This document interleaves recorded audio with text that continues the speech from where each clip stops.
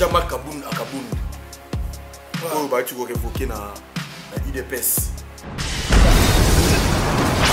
Et après à Senga Malibanda, va permettre à Malibanda à commis à Londres directement à quitter le groupe Union Sacrée au Yémo administrateur.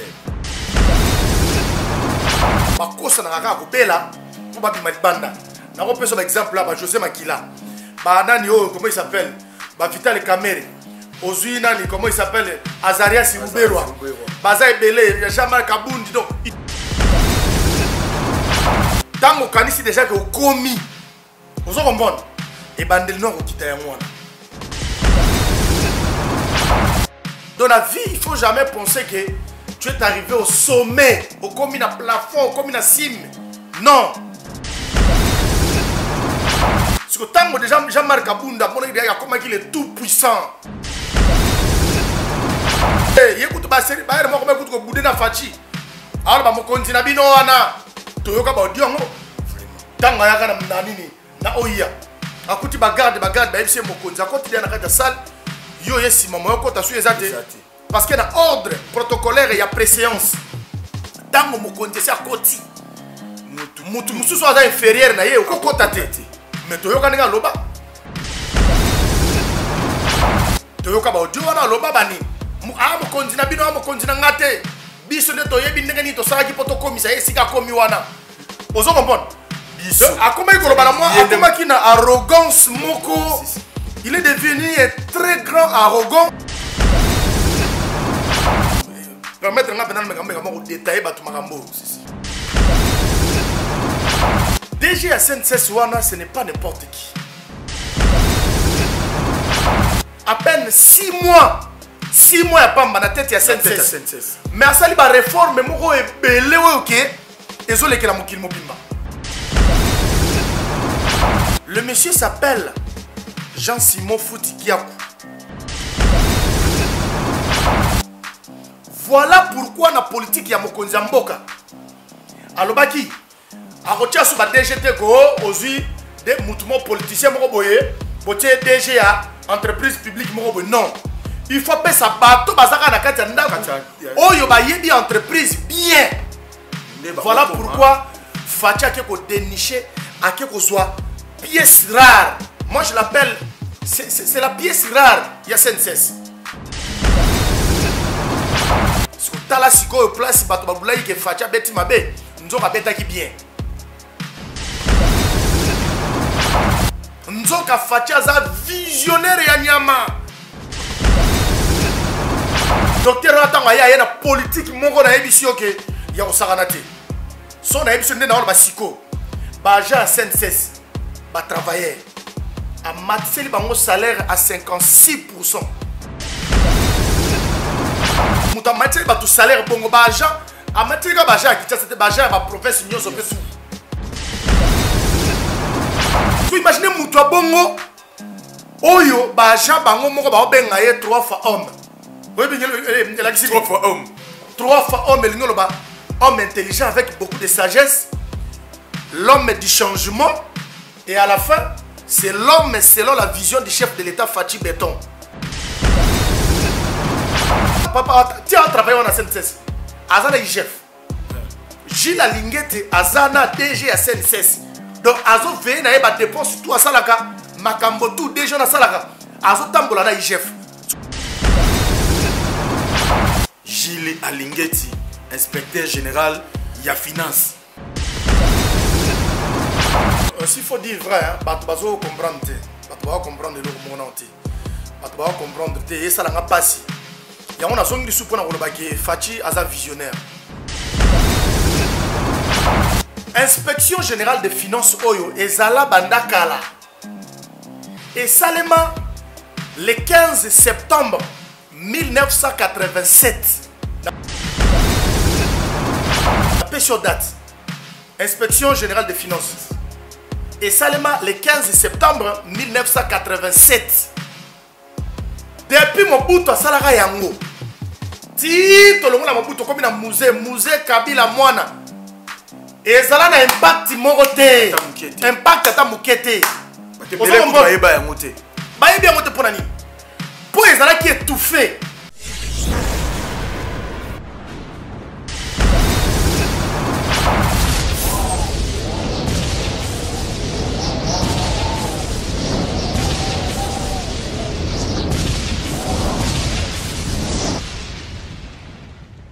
Zakari Mwamba, Petit Zacle. Petit Zacle. Zakari Mwamba, le Petit Zacle. Zakari Mwamba. Allez, Petit Zacle. Petit Zacle. Petit Zacle Mwamba, papa na prince.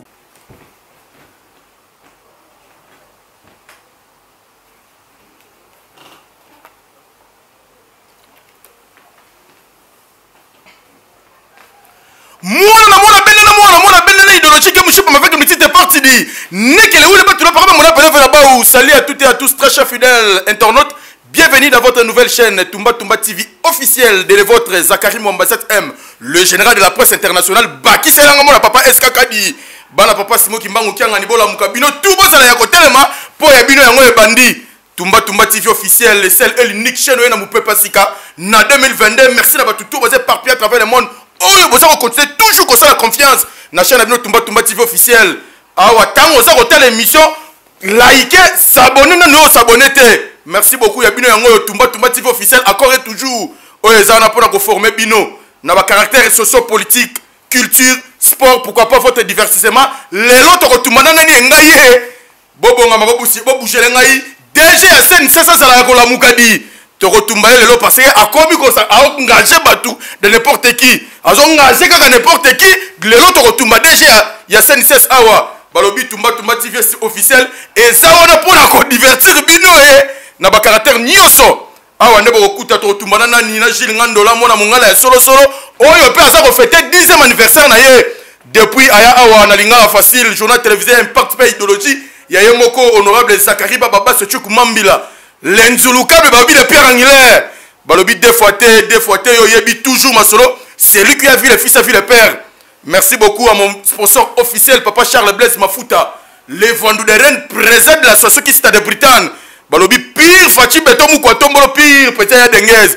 Motema Batu maman Isabelle Marinette, merci na maman CG, Brigitte Bita. Il y a l'association qui s'est de Bretagne, merci na Batu tout, vous avez éparpillé à travers le monde. Maman juste à ma vidéo là. Balobi la maman de RGL, Diambou Gitoko. Merci na confiance na yo, merci na soutien. Merci à la présidente de toutes les femmes qui nous ont Monique Kassé, Momo Kassi. Babi moninga bata maman Amida Kamere Mwangaza président ya fondation la Colombe oyo toujours eza kokende avec un partenaire idéologie merci d'avoir tout au côté mois de la femme balobi mois de mars yango oyo mois ya ba maman oyo naza ko dédier mission na ba maman nyonso tout boze par pied avec le monde oyo boza ko sala confiance na Toumba Toumba TV officiel eza mois na bino na dédier bino chaîne Toumba Toumba TV officiel moi oyo eza ya bino ba maman boyaka wato betala masolo to sala ba analyse bah maman ça va rater que non moi c'est ça rater faut faire ndaka na ndako lamba kaka te moi si peut faut télémat au télémapé et ça la paie bien et ça la paie moi bien les autres retumba na Gilles Ngandola merci beaucoup pe na ça ko senga bolanda sport ya association Fra Bantou et ça association oyo ereni ba kasayen nyoso yo za kasayen oza na États-Unis oza na Amérique oza partout na France na wapi to ko solo la awa bo s'abonner bo kota awa na kata association Fra Bantou eza bongo fraternité ya Moukouatombolo eza ko kumba na yemoko papa Trido Chibangu oza président na yango balobi papa Trido Chibangu oza ko kumbela Fra Bantou na ndenge ya deux fois te papa na Archi Titi Chibangu yo yebi na kata Lubumbashi wana fandisa association kota koto wana tout parce que biso pe awa toza ko fandisa po association efanda Fra Bantou oyo eza wana pona ko soutenir mokonza mboka Félix Antoine Tshisekedi Tshilombo on a bien le président du second avènement, l'âge testament accompli pour la République démocratique du Congo. Balobi, yemo gaza la tête tambo gaza kasayen, yango ba kasayen tout ba sangani, ba sunga ya bango, oya bango gaza la tête ya mboka. Deux fois te, merci beaucoup. Awa toko tumbana Gilles Ngandola, yango na kosenga bolanda yango, après to yamba confrère nanga auto sala analyse, o etali politique, culture, nyonso toko toucher, couche nyonso pourquoi pas, to toucher pe ya libanda. Balobi bitumba ya risine Ukraine ngai. Vladimir Poutine esprit mabe to kotumbaye awa lelo pe biso pe to kotira mamango so va bombarder biso deux fois te bolanda na sport ya soso Fra Bantou e bongo to zonga poto yamba Gilles Ngandola et va tumbaka lombo la moussa en vex na mabaza ko la muka c'est parti. La fraternité de Bakontombolo qui nous filles et fils membres de la fraternité de Bakontombolo qui Fra Bantou ainsi et pris de paix et de justice animé par l'idéal de la cohésion nationale et le désir de vivre ensemble dans un Congo uni et fort. Réunis autour de notre autorité morale, le président de la FABANTU, Bidon Tchibangu Kani, a envie d'évaluer la situation politique et sécuritaire précaire en ce moment où tous les regards du peuple congolais sont tournés vers la reconstruction de notre beau pays. Ayant appris avec consternation une tentative de déstabilisation des institutions de la République et par le déchet d'un digne fils du pays en la personne de son Excellence M. Félix Antoine Tshisekedi Tshilombo, 5e président de la République démocratique du Congo, a été orchestré par certains fils et hauts fonctionnaires de ce pays. En attendant l'aboutissement des enquêtes, faisons la déclaration dont la première suit. Nous condamnons avec la dernière énergie cet acte combien ignoble tendant à fouler au pied notre jeune démocratie. Ces comportements fragilisent non seulement la cohésion nationale, mais constituent aussi violation flagrante de certaines dispositions constitutionnelles en République démocratique du Congo dans ses articles 64. Nous réitérons notre confiance et soutien indéfectible au président de la République démocratique du Congo, son Excellence Félix Antoine Tshisekedi Tshilombo, et demandons à tous les Congolais de rester vigilants partout où ils se retrouvent. Dans le même ordre, 3. Nous réitérons également notre confiance aux services de sécurité qui ont mis leur loyauté en exergue afin de démanteler cette bande de détracteurs et ennemis de la démocratie, lesquels devront répondre à leurs actes. Nous encourageons les forces de l'ordre congolaises de jouer réellement leur rôle régalien, de défendre la patrie jusqu'au sacrifice suprême en gardant leur loyauté au chef de l'État. 5. Nous demandons à la population congolaise à faire obstacle aux détracteurs et pécheurs à nos troubles du pouvoir actuel qui ne vise que leurs propres intérêts au détriment de la population. 6. La FABANTU demande au peuple congolais d'ouvrir l'œil et les bons, de faire fi aux détracteurs et aux pécheurs à nos troubles et de rester unis autour d'un idéal commun prôné par le président de la République qui est le père de la mort.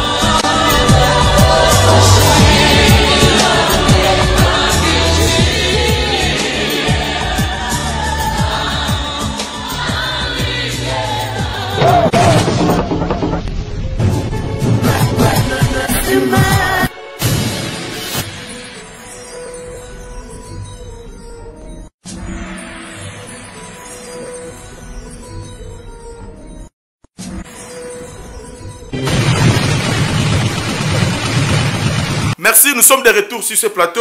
Nenge botuko landa sport ya FABANTU. FABANTU est une association Oyo et sangisi ba kasayen nyonso. Soko yebi ko za kasayen.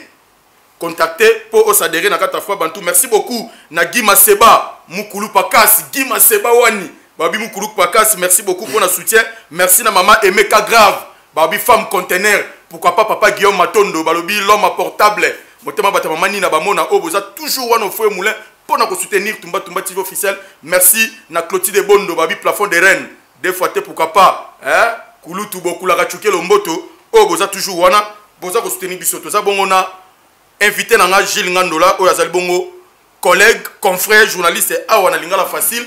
Oh to remekepe ko beta moi masolo muke awo etali politique, culture 42 na non sekibino déjà tozana Gilles Ngandola. Mbote.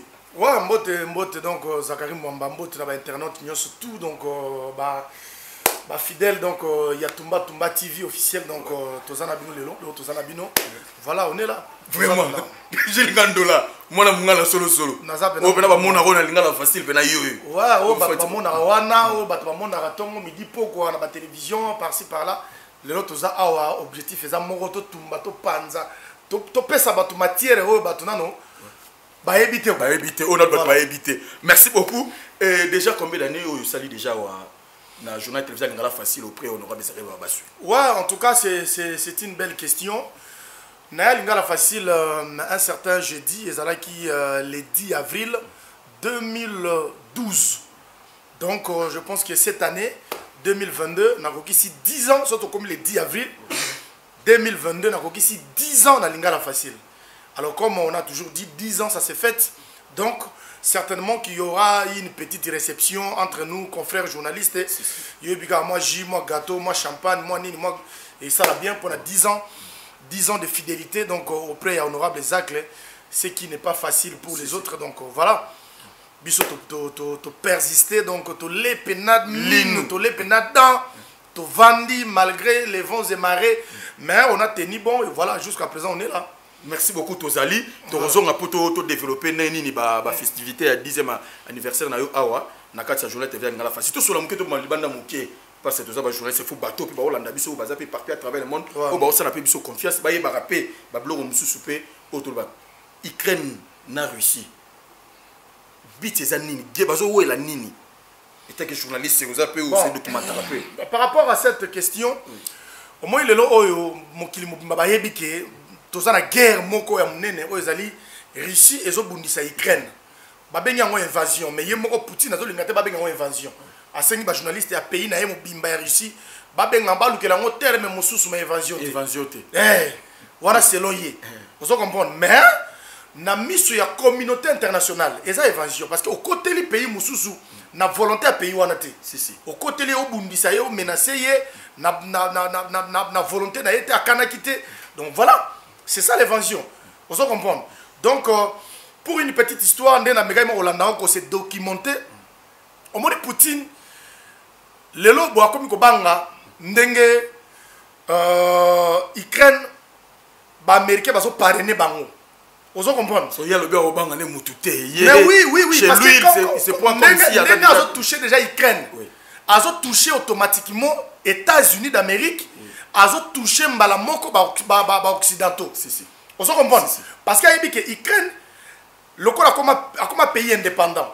On se comprend ba longo bango tout na grand IRSS. On se comprend. Si ko akenda na ye. Si ko tama akenda ye ba occidentaux ba parrainer. Si. États-Unis a parrainer. Si ba komi ko linga ba kotisa Ukraine na OTAN. OTAN to benga organisation ya nini Atlantique du Nord, quelque chose comme ça. Vous comprenez? Traité Atlantique du Nord, voilà, il y a autant.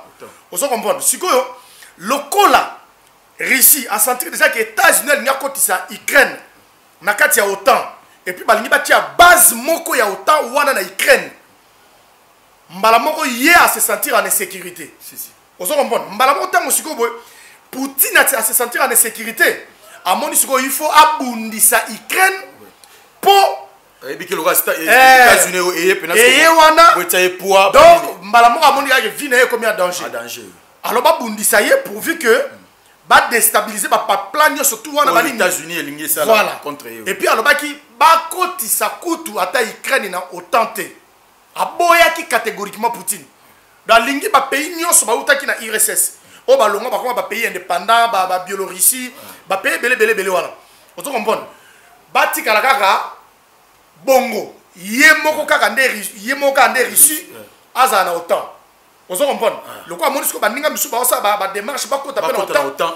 Surtout que les États-Unis muta parrainer Ukraine na ba occidentaux. Alias Siliki. Alobi jamais ko sala mabongo yango le moni bit ya guerre. Siko bit ya guerre mais bien sûr siko économique ba to koto ba kota te soki okoti yemoko Poutine. Ndaki loko mobo ekino bato bambila ya pays oyo ba kobundisa soit ba beti tam sous ville ya Russie ba na autant de milliards ça dit c'est comme si azo se sentir que aza pena na comment dirais-je na roloba a pena na kiye ko ya romo akena azo se sentir que non il était ka zawana azaye ana mutote a kobundisa ye ana mutote pasa na ba bombo asali azo na ba biloko ya makasi azo la kisa ba lelo oyo to réfléchir le ko la analyste le journaliste. Ce qui se passe dans le monde, et ça, c'est et surtout vivant. Et là, Poutine n'est pas salawana. Ba guerre médiatique, il salawana maloba pour nous frustrer, ba tumsu ko bang sabatu. Et ça, ba grimace. Au moins tant que les américains ba yaka pa kanga Saddam. na Irak oyima Saddam andoloba nazana ba bombe nucléaire na nga boy na ko panza yango mokili mobimbe ko kufa ba nini patati patata États-Unis bitorotal ka sisiga ba bombe na obeta to cela boti bakangela biso vie na tunnel facilement bakangi ozo kombona Kadhafi awa na Libye ezaki nini Kadhafi azana ba arme chimique Kadhafi azana ba arme chimique soki bo meki Afrique mobimbe ko panzana bakanga Kadhafi ndenge nini ozo kombona eloko Poutine au sala wana quand tu crois arriver eza débit ya shit no siko ya mwana ozo kombona soki muto ko mkanisa dega a commis déjà na plafond o ko banda ko kita ya mwana bakoko baloba nzete moko te na mokili ezangi suka si de so matin nzete ti okomi na suka yebisanga siko eloko ni etikalizani il faut kitara vraiment po jamais ko banda ko pimbola mapapa na mapata okei donc so comme na suka nzete il faut kitara donc tango Poutine akasaki comme dia na sommet yeba ke descente aux affaires na ye et bandit donc nenga za wana déjà ba allemand ba anglais ba français ba américain ba olingela déjà souka na boule pour pas déstabiliser souka na boule au moment où nous parlons déjà économie à risque et bandi ya kotepa déjà pour ba kati ba transaction surtout il y a ba banque russe ba banque nenyo surtout ya pays ba kati ba transaction ba bloquer pénal ici ba bloquer pénal boyer donc ce qu'il a fait là bah conséquence énorme je vous dis que peut-être pour réparer en gros pendant temps deux blaguité il y a un autre le lendo pour ébiquer après ça gaz na une grande partie à Europe si ouais comme compte makambo no kata et gaz déjà Algérie a ebisi mokili mobimba ebisi Europe Algérie a ebisi bango le biso qui bozangi gaz boye pa na ngana pesa bino gaz un pays africain Algérie ana gaz belé biso ko na Afrique to ça la route ba gaz yango te si yesko le biso ki bakati bino gaz boya shengana pesa bino gaz donc Algérie a déjà prêt à pesa ba gaz ko pesa ba Occident gaz donc Poutine a sona mona mo dire te na ba Occident a sona mo dire te mais ndenga zo menacer pe na ba pays mususu ezaki loko c'est wana ba grimace traîne moi poids so azaki danger déjà to comme déjà son 4e jour alinga ko buzwa déjà Ukraine ont déjà surtout mais tu sais quoi a ko trapper na résistance ya nyama natali ba vidéo mususu na ke banje na e ba pandi yango donc ata 8 boy etandami vous comprenez ba Ukrainien ba qui déterminé surtout ba soldat na bango o batika musala armée kala wana ba zongi wana ba réserviste ba zongi ba zui pena ba armée na kanda ba lobi to kufa po na ekolo si mais na yebi soki na minute boy ville moko wana bo soki pe kalov soki ni wana ville mo balinga bazo wana boy comme na ngweza ko échapper nga bakuta ina suka na résistance donc ya armée ukrainienne bakotité donc c'est que makambo ekomi ko changer sikoyo bongo soki sikoyo boy guerre ngwe baluki ba comité côté na ye suka ndeni voilà. Merci beaucoup, merci. Comprenez que tout ça pour moi Gilles Ngandola, to meki pe ko bima libanda pour na ko sala mo analyse to faire découvrir pe batu pe bayeba tam sur histoire ba yo kaka Russie Ukraine bit ces anini boyo ki déjà mo éclaircissement to so ngasko na pays Jean-Marc Akabound. Oh ba tu ko révoquer na UDPS via nenga Twitter qui pour ça a démissionné et tout yemo yo comprendre que tenir compte que ndira beta le rôle à moi mwanza et après à Senga bima libanda va permettre à Malibanda à commis à Londres directement à quitter le groupe Union Sacrée au Yémo administrateur. Est-ce que vous confirmez en non, mais mon gars, comme le Poutine, il y a un moment dans le bas. Vous comprenez? Tant qu'on connaît déjà que vous commis, vous comprenez? Et bandel non, vous quittez un mois. Vous comprenez? Dans la vie, il ne faut jamais penser que tu es arrivé au sommet, au commis à plafond, au commis à cime. Non. Dans la vie, il faut toujours avoir une pensée dans la tête que chaque jour, aux autres percés, aux autres matins. Chaque jour, aux autres. Mouta koma azalité. Parce que tant que déjà Jean-Marc Abounda, comment il est tout puissant. C'est-à-dire le roi. Jean-Marc Abounda, comment il est tout puissant. Donc, non, après que tu fatigues, il écoute ma série, moi comment écoute que Boudé na fati. alors ba mokonzi na bino wana toyoka ba audio ngo Vraiment. tanga yaka na nini na oya akuti ba garde ba yebisi mokonzi akoti dia na kata salle yo yesi mama yo kota su ezate parce que na ordre protocolaire ya préséance tango mokonzi si akoti mutu mususu aza inférieur na ye okokota te mais toyoka ndenge aloba toyoka ba audio wana aloba banini mokonzi na bino mokonzi na ngate biso nde toyebi ndenge nini tosalaki po tokomisa ye esika akomi wana ozo comprendre biso akomaki koloba na moi akomaki na arrogance moko il est devenu un très grand arrogant. C'est bon.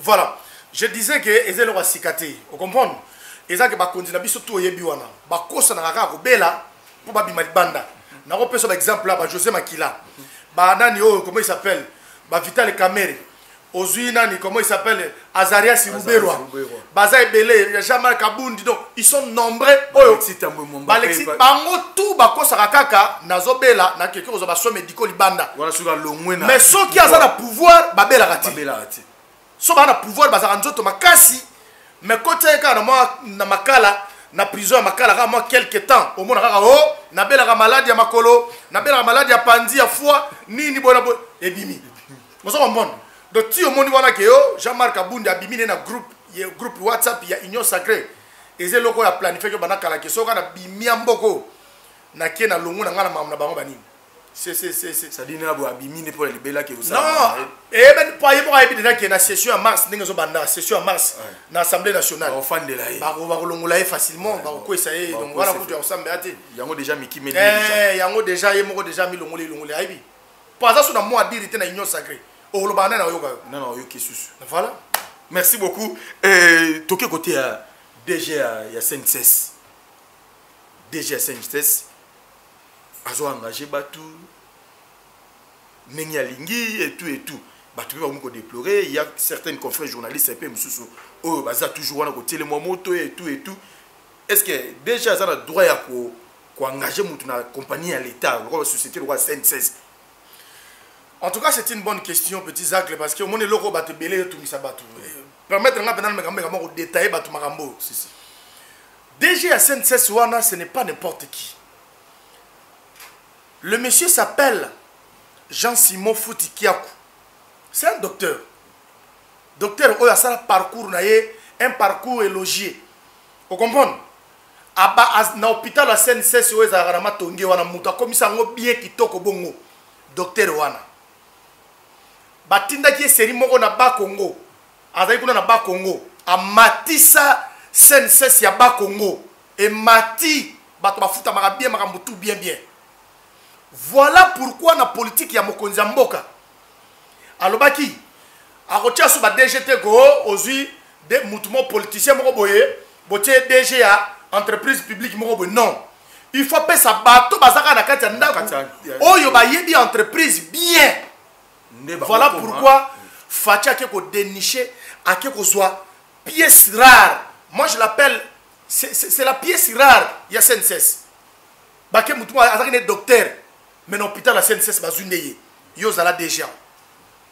Si vous avez un place, vous avez un Fatia beti mabe. Nous avons beta qui bien. Nous avons Fatia za visionnaire ya nyama.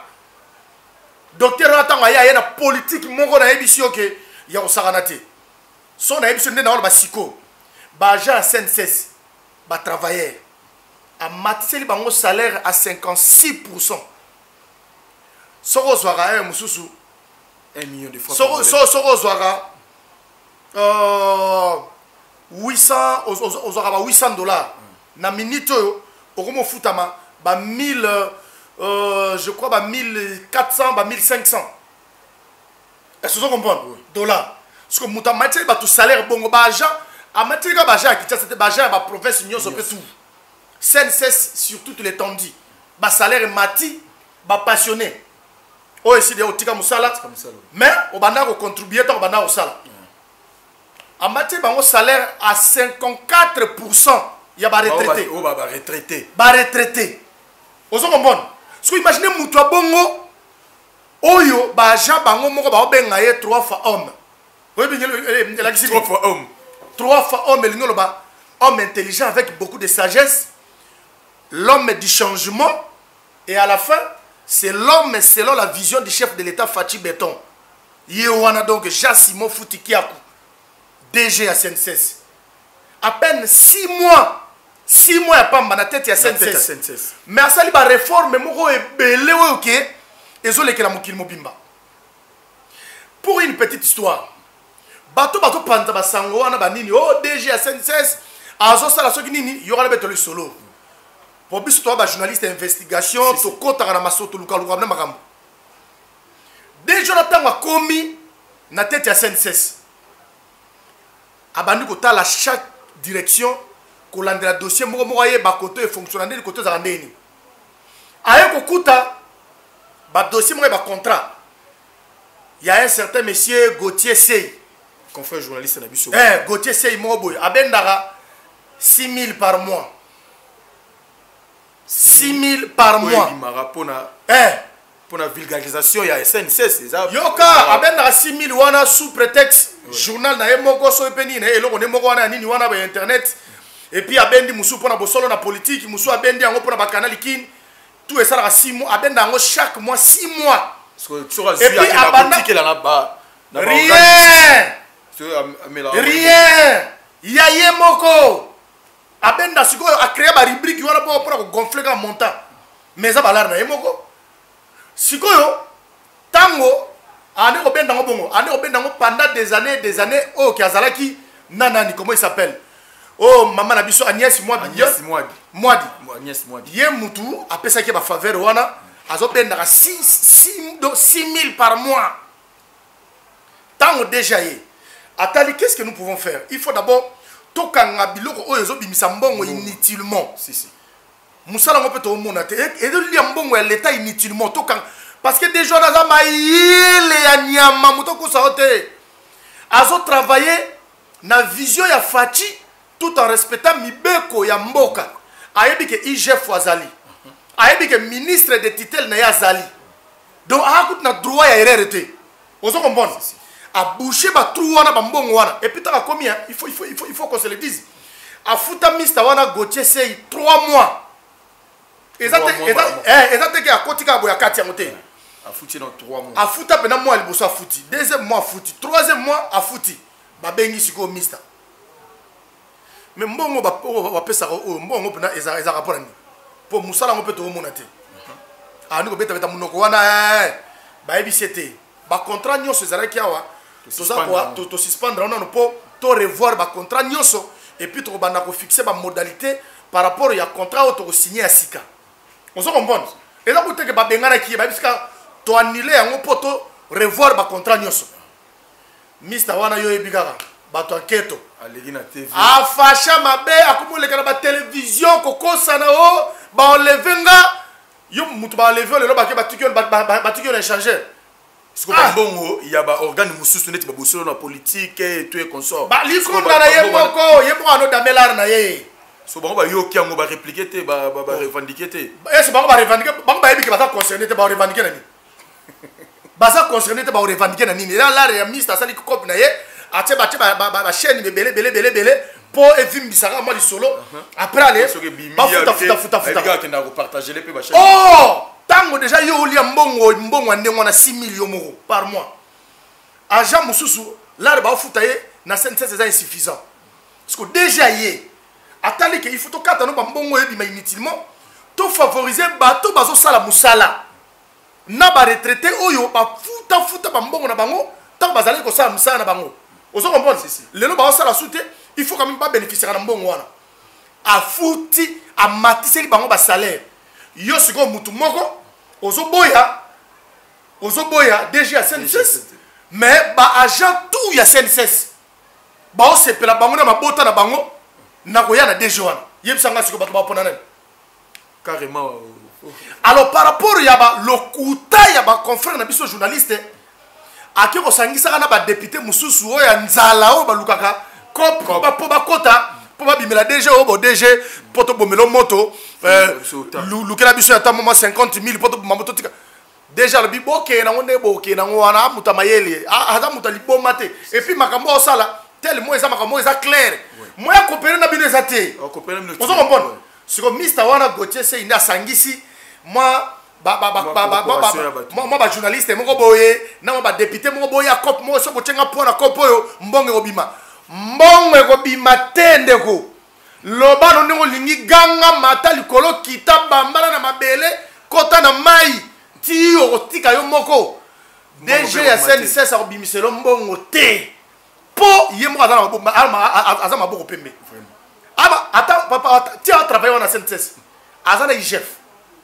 Gilles Alingete azana DG ya CNCS donc azo veille na yeba dépense tout asalaka makambo tout DG na salaka azo tambola na IGF siko yebisanga muta bongo ozo na problème wa tant ba ke ko sabino ke DG ya CNCS a engagé bato belé lokuta monene tunanga nini mais bato bazomona peke batasika ba yena tunanga nini bato nyonso tu wana oyo batikaki bango lokola ba temporaire batikaki bango lokola bato moko bayosa ba stage na CNCS mutatika bango nyonso tu eza Agnès Mwadi na pesi okombo ndatika oyo mutatika ba liste wana tout on bato bazaka prêt d'être engagé oui mutatika bango eza Agnès Mwadi et puis déjà CNCS depuis a commis lelo depuis a comment na tête CNCS tilelo nano engagé ata mutu moko te nano engagé mutu moko te pour preuve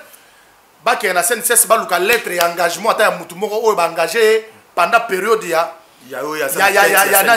Jean Simon Foutikiako mutu azate pour engagement ezala ndenge engagement ezala boy soki déjà constaté que effectivité au bazar nango eza muke ozo comprendre ezo senga ba bakisa nombre ya batu pour la musala esel makitoko akosenga yango epa ya ministre de titel na ye au moins basala si siko ministre wana akomeli sikoyo nani faut ministre ya fonction publique que toza na problème moko na niveau ya CNCS il faut ba engager batu pour tala musala batu belé ba keke na ba retraite tala bona o comprendre ane oyo tokufisi mo batu belé banini ba place tikali vide so beaucoup permettre biso to engager ata 250 personnes ou soit et ça les marabongo et nous le batté que DG se réveille un bon matin yemoko alors ça il liste batu engagement au peut se matricule sur base de quoi et ça les marabongo te yango moni marambo oyo bandana so ba kosa ba je sais pas na TV wana eza passe pe mawa toyebi ke za quand même passe ndeko bandeko ko zo moi 6000 na yo et quand on a brisé boye même maintenant yemoko mokonzi mboka na biso Fachi Beto esika vandi aokamwa ba réalisation ya DG à CNCS et les fort que un docteur mais hasala makambo boye oyo kutu bato ba leka na CNCS belé ba sala yango te je mets ma main à couper loboko na nga yango bokata bato ba leka na CNCS avant Jean Simon Foutikiako so ba sala makambo bongo mutu azate ozo comprendre donc na minute on a CNCS bato baza kiese na kiese esengo salaire mati bato ba ofuta ma bien ba retraité baza susu na retard ya salaire te na ba gens ndenge moko ozo comprendre 4e trimestre paiement ya 4e trimestre ba prestation na et ba no ofuta mate au cours ya année et ba no ofuta mate boko taka mbula mususu nde ba futi bino mais depuis Jean Simon Foutikiako akoma na CNCS ba comment ko futa batu avant donc au moins à partir de novembre déjà son réseau si la début décembre ba fouti sur toute l'étendue batu babi mais moto to benga nani mais si to nani parce que makambo ezalaka te na CNCS paiement ya prestation ya 4e trimestre ezalaka na ba mois de février donc batu ba fêter bonne année na passe na nzala na CNCS après tant beaucoup février ne boyo kanisa bango mais il y a le binoté il faut ba fouta marapé avant ba fête ozomona so mutabongo boyinela epona nini je sais pas congolais azandenge nini mutaye ko bongisa makambo na CNCS so bozo yina epona nikali kolo ya mutu moko po bakate mbongo ne 6000 et puis musala ngaba ne osala pe bana omona na te osala ba campagne ya mabe campagne mabe asangisi ba journaliste moko boye o ba croire na ye na moi banani wana ba député ya nzala basangani na ye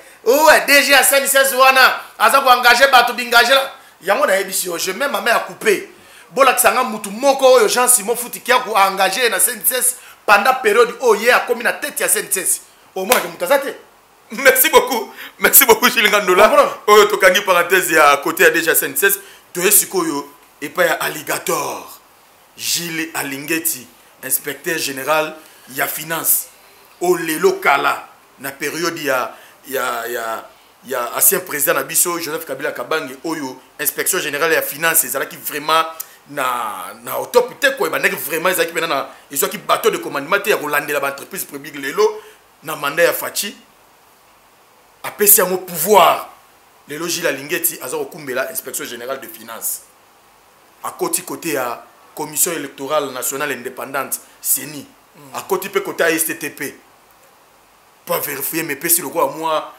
moto babika comme ko lekisa sur rolo banini na musala o Gilles Alingeti osala au monde lelo oyo s'il faut dire vrai hein bato bazo comprendre te bato ba comprendre le mona te bato ba comprendre te et ça la nga pasi ya on a zongi su pona koloba ke Fachi aza visionnaire na sens ligne inspection générale des finances oyo ezala bandakala et salema le 15 septembre 1987 na pesio date inspection générale des finances et salema le 15 septembre 1987 depuis Mobutu asalaka yango ti tolongola Mobutu komi na musée Kabila mwana ezala na impact moko te impact ata mukete bayeba yango te mpona nini mpo ezalaki étouffé bote yango na sous-tutelle ya ministère ya finance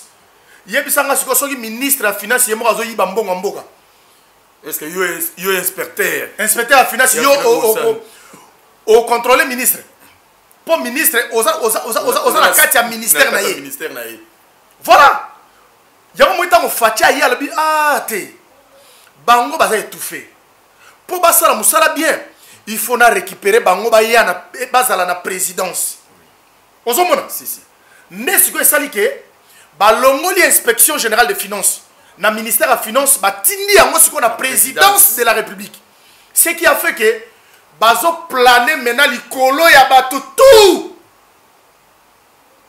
bazoplane likolo ya mutu nyonso o CENI o nganani tout inspection générale des finances ana lisu likolo na bino akokota même na primature wana o sama lukonde keba mbongo mo baimaki ya bose na ngonini ozo comprendre sikoyo nde bongo ozo comprendre donc ici sikoyo ya on a bien Fachi aza visionnaire po ayebaki pena bien que loko nde na osala ngo soki na tiki bango kaka kuna bacontrôle bien te il faut babima na kati ya ministère ya finance baya na présidence baplane sikoyo likolo ya bato nyonso tu wana baosala sikoyo mosala bien ministre ya finance voilà résultat sikoyo yango tozomona et puis les gens doivent retenir quelque chose on mboka na biso toyaka comprendre makambo kaka après alors moi biso sikoyo toza bato tocomprendaka makambo moi avant Gilles Alingeti oyo bato baomona wana inspecteur général de finances et chef de service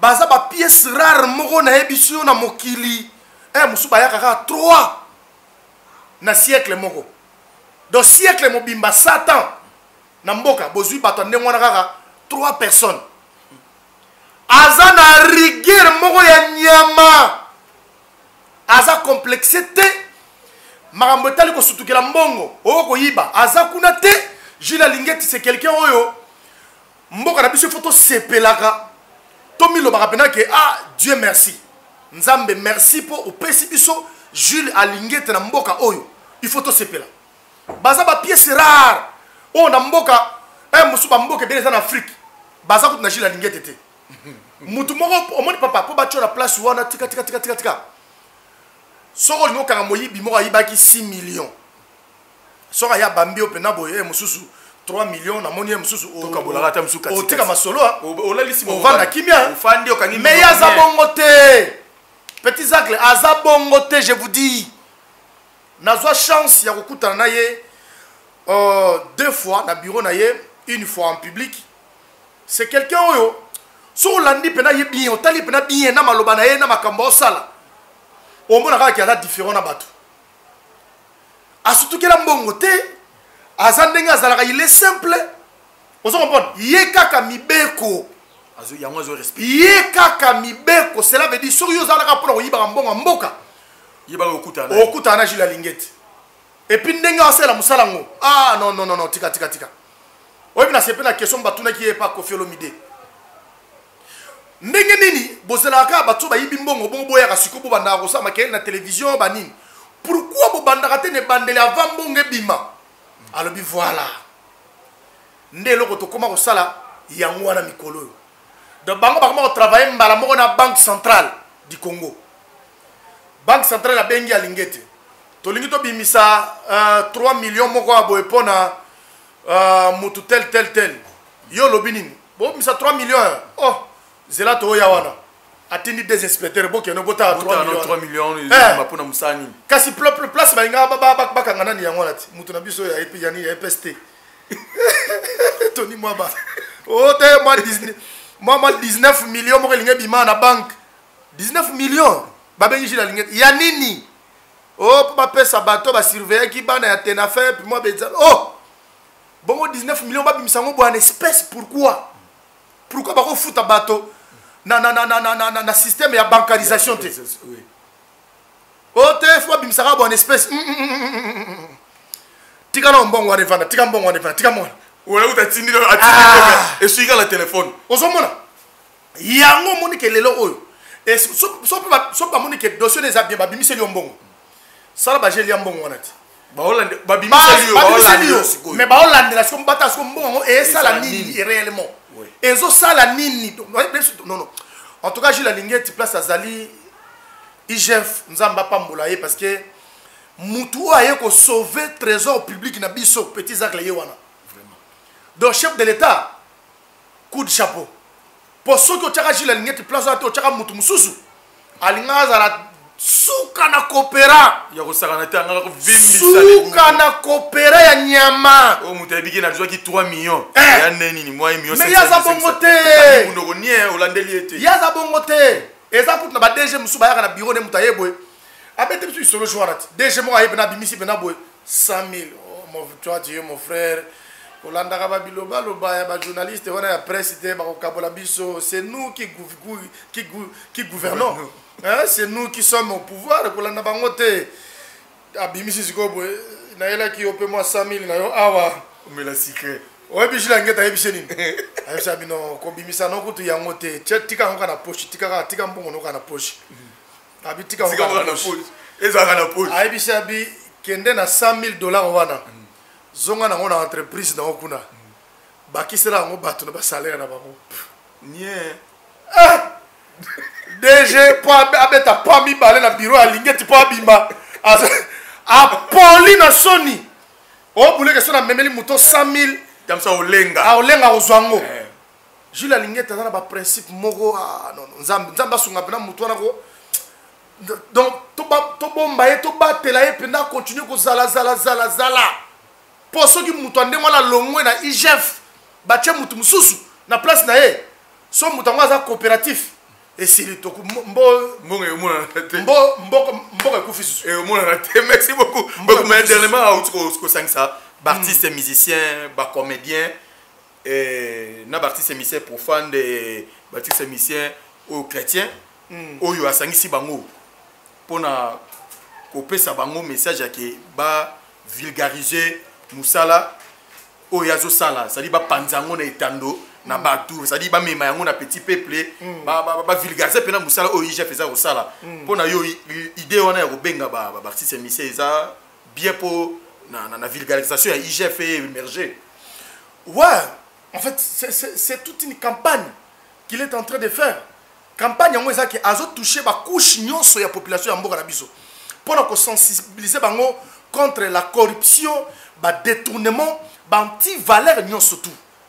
Donc eloko oyo likanisi oyo IGF chef de service azui en tout cas biso photo to accompagner, to appuyer eza bien. Ayamba ki ba pasteur asololi na bango. Sikoyo a faire comprendre bango eloko nini bomi mboka na biso ba nebele. Mais c'est le détournement, la corruption, le vol, le belé. Vous comprenez? De la même façon, Azupe est opérateur culturel. Yango, Azupe est opérateur culturel. Cela veut dire artiste et musicien.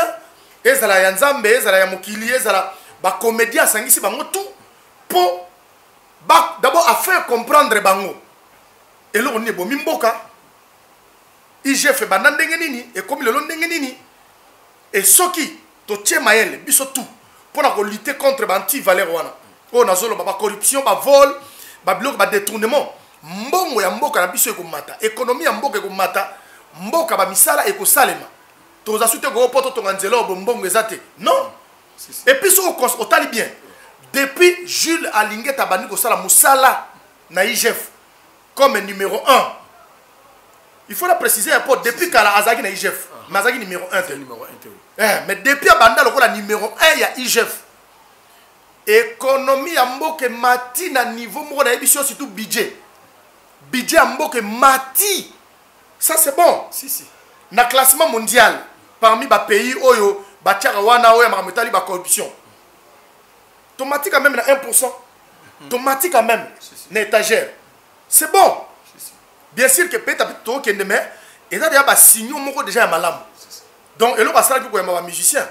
Je suis tout à fait d'accord que à continuer na ila wana ya yamba ba kushia ya population ya mboka na biso pour faire comprendre bango au comprendre ba combat oyo IGF fazana yango pour na kotombola mboka na biso na côté tali finance mais na biso ba journaliste pe toza la réussi quand parce que biso to ara tout le temps toza na média toza tout le temps na média toza tout le temps na internet pour na ko vulgariser et tout biso pe ba journaliste o toza ba pandisa to accompagner pe ba artiste musicien to accompagner ba tout ba politicien et tout il faut peut-être à recevoir biso na neto pe ça peut makanisi na biso comment est-ce que to procéder pour na ko sensibiliser population.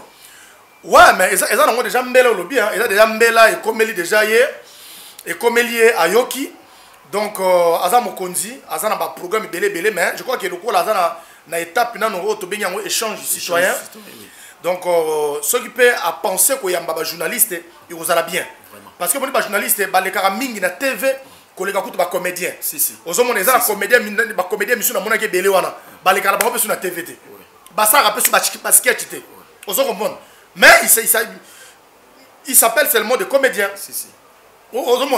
mais si vous avez un artiste qui est basé sur la lambe avec la musique vous avez un musicien qui est musique musicien mais les journalistes presque tous les jours à la télévision dans la télévision donc ça appelle campagne vous comprenez il y a IGF campagne contre Banti Valère wana oyo IGF azo telemela eza biso ba journaliste pe ozo comprendre donc de ce côté là tu as raison en tout cas to sengana inspecteur général il y a finance chef de service monsieur Jules Alingete que après échange citoyen avec les comédiens et les musiciens moi je souhaiterais et je suis en train de suggérer que ayamba pe biso ba journaliste so ayamba biso ba journaliste ça la pe bien au comprendre ba journaliste pendant oya ba sala ba journaux télévisés au comprendre ba sala ba émission internet au comprendre ba oyo ba sala ba tranche matinale ozomona ayambi moi catégorie ba journaliste wana pe parce que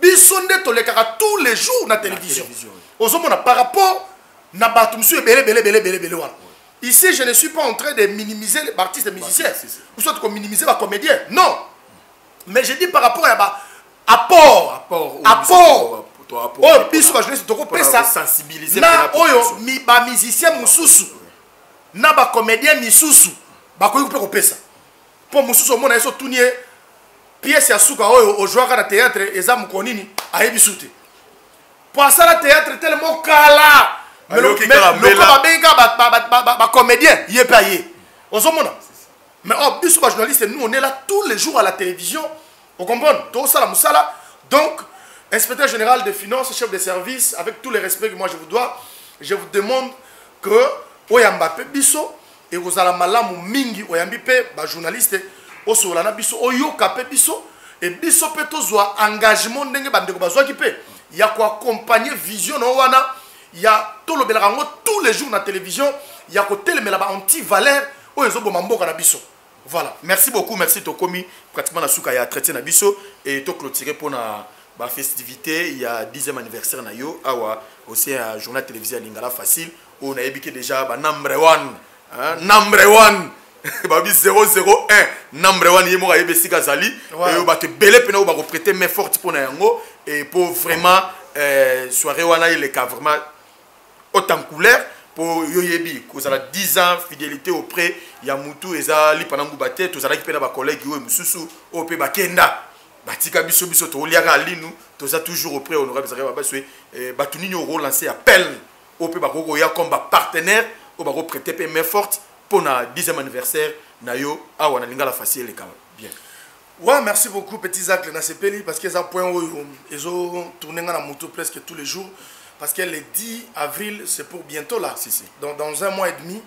Donc, je vais fêter 10 ans de ma carrière au sein de Lingala Facile.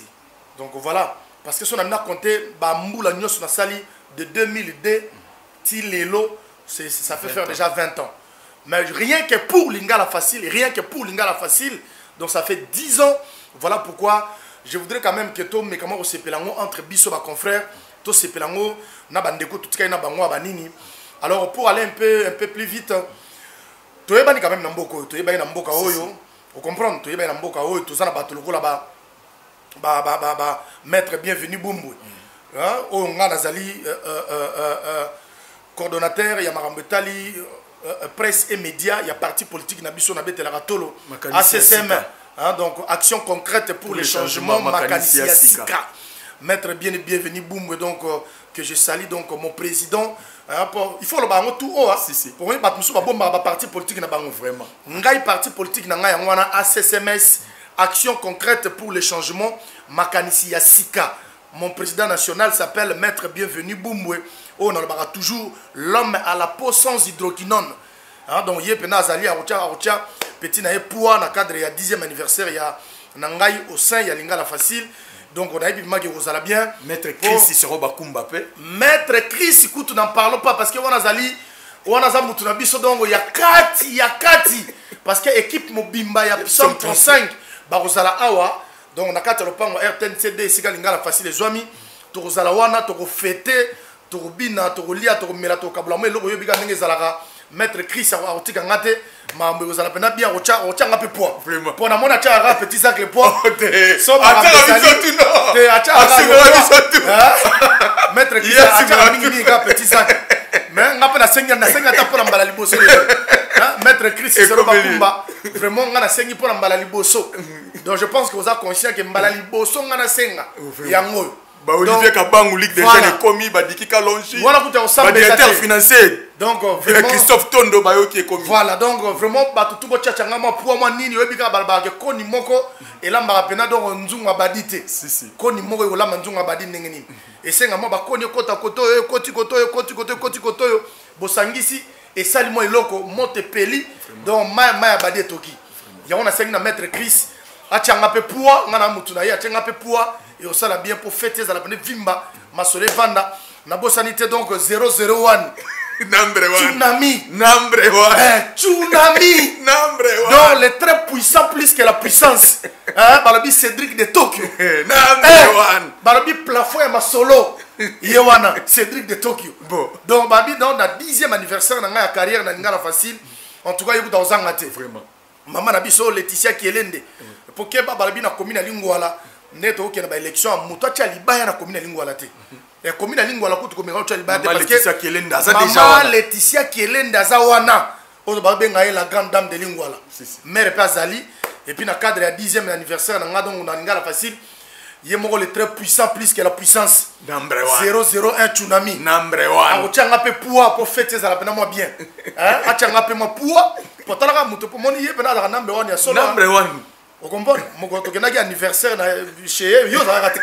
Au mon raté. Number 1. Au mon raté na. Ouais, la succès number 1. Ya ko sambaté Cédric de Tokyo aza numéro 1. Donc numéro 1 ya masolo tout yewana. Tanga mutu papa chéri jibe mpia ndima. Bon. Pour moni ya na pur esprit. Yemo abetra nga ce jour mo. Abe moni kombo na tsunami. Jibe ana bengela ngo mutu mo boye ribi lumbe mo. Obengela tsunami. Mais Moukola Kutana na Cédric de Tokyo a changé. Moukola Jibem Piana Kutana na Cédric de Tokyo a changé langage. A vu combo na binote. Moutazo mérité combo na yeyo. Cédric de Tokyo tsunami. Number 1. Bajete Jonah Mystique. Soit le baby, c'est là à venir, à baby, c'est là à venir, siko, baby. Vous comprenez? Yo, il m'a mobile, tu sais, il s'en va dans le Si, si. au baby, tant que le padre, même chez et pas le number one. Oui, pas number one. Vraiment. Donc, merci beaucoup. Ouais. Il y a un truc qui s'appelle le baguette.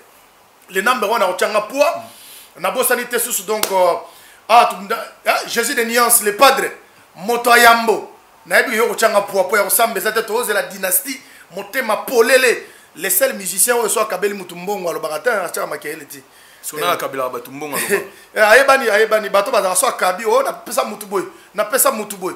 Mais faire gola webiti nana kabila mutumbongo atangi alobi na pesa ki yo artiste mutu oh soka kabi ali na tv oh na pesa ki mutu 4000 oh na pesa ka mutu bombongo ba kene basale opération hernie o kombon yo ba bisango ngana ebite yo faut ebisa bato mais faire gola ngana olo bango lelo faire gola kabela Jérémie au cas $3500 à son bakar yo so ka faire na tv alobi yango et so ka faire na tv abeti solango le bazala sincère et ce yoka nulle part mais ngalo to yebi ke faire akabela journaliste na biso $3500 à son voiture oui mais so yaki batum suswana akabeli musicien ya héritier so qui paie $300 pour ça l'opération RNI alors bien on a TV au kabeli confrère no mon collègue non musicien au kabeli mbongo 4000 pour 6 albums OK on le bango na TV on se comprend mais si ko faire gola la bongo te yeso akabeli yesu ki bino mibale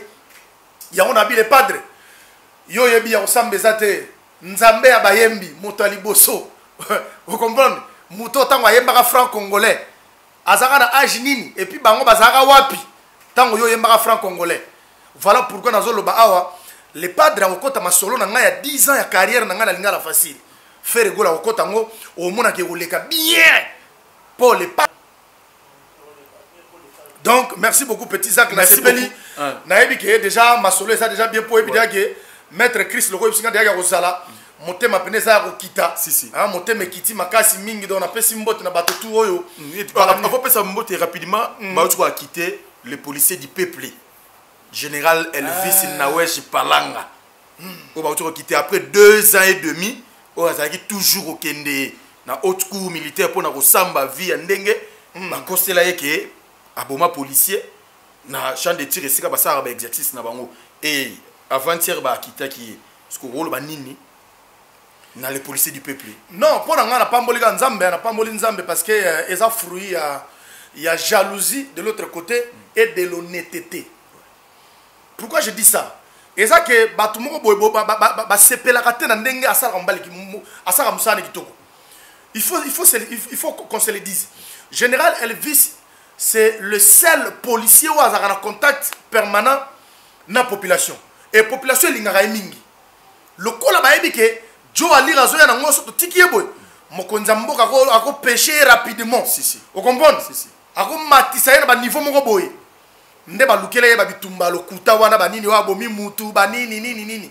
Iye mutavai na changu kuna ba dege salama na changu ti aboma mutute. Oui. Car na exercice policier, ouais, Kazangulu, vous comprenez? Donc, quelque part, tu peux pas nzambe pour justice nzambe sali. Vous comprenez? Il y a le policier du peuple. Pour azam moto population de l'ingaraye. Et puis, il y a dit qu'on vend dans la population. Voilà pourquoi Mukoloba Akita qui est.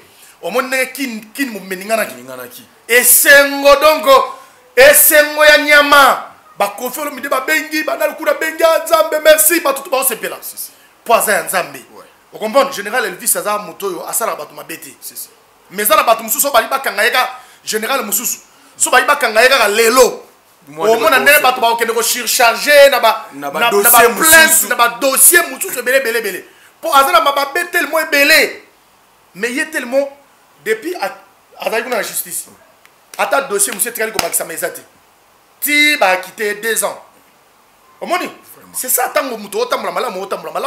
Donc en tout cas, mon vieux ya ressemble bezate Yakuza yo ebika biso ba petit na yo. Toza toujours simana yo pour au solo la bien, au tambola bien, au to saka mibe kwa mboka, ozana problème na mutute. Avantage no yangwana par rapport à baninga. Ozo comprendre par rapport à ba généraux misusu. Yesu kwa maboko pembe Elvis. Maboko pembe ya moni nzambe. alongisi na likambo donc abimi na ye sain sauf aboma mutute azana likambo na mutute donc voilà ana libre ba quitter azongela musala na ye asa musala na ye ndenge esengeli bani. Merci beaucoup Gilles Ngandola, merci beaucoup ndongo na Tumba TV officiel. Moi de la fait poto kabona nayo pona émission lelo. Voilà, merci beaucoup Petit Zach na sepeli. En tout cas bandeko na ngai boko tu as toujours ko s'abonner na Tumba TV officiel. C'est chaîne na bino yango yo. Na sepeli fort na pesika mbote na batutu bolandi biso bisika tu bozwami. Toza ensemble na bino so bozana ba préoccupation en ce qui me concerne personnellement. Ata un peu muto tala biso so pe wap so po lingo tianga poa pour na 10e anniversaire na nga ya nini. En tout cas, c'est pas grave. Papa Charles Blaise m'a foutu les vendeurs. Président de la société de Britannique. Pour la vieille, il faut la télé. Pour la vieille, on a la télé. Ah! Papa Blaise, Papa Charles Blaise m'a foutu. 10e anniversaire na Lingala facile. C'est pour bientôt. Le 10 avril 2022. Alors, il y a un lobby déjà boyé. Il y a un lobby vraiment.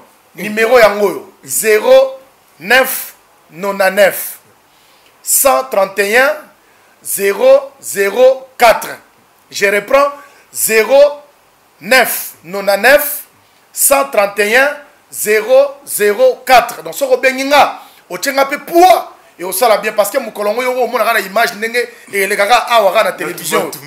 O mo na ndenge o le gars Tumba TV bota ndenge ni fete bandaki ndenge sukaki. En tout cas, merci na batutu bolandi biso. Jésus de nuance le padre. Nayebi. Nayebi ndengoza. Nayebi. Yo ya osambe zarte yo so okabi obeta ali solote.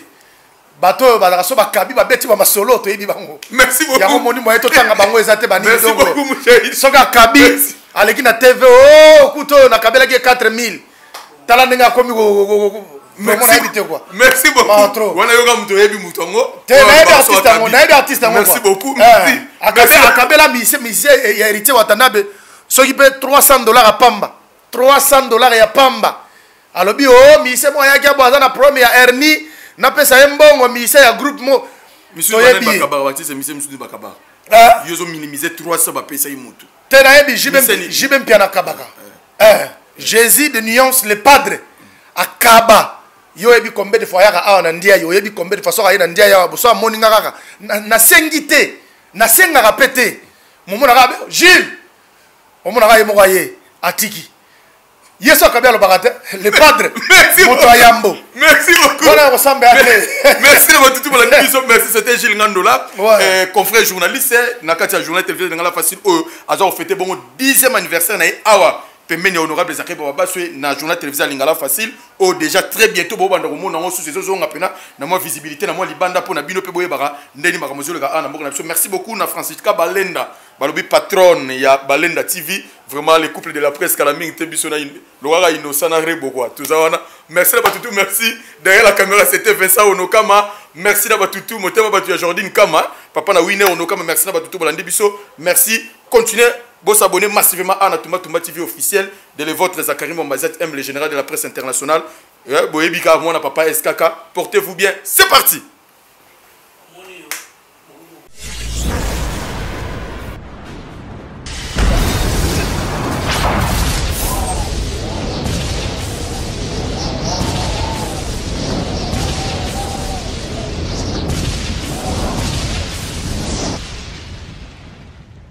Zachary Mwamba, Petit Zach. Petit Zach. Zachary Mwamba, le Petit Zach. Zachary Mwamba. Allez, Petit Zach. Petit Zach. Petit Zach, Mwamba, papa la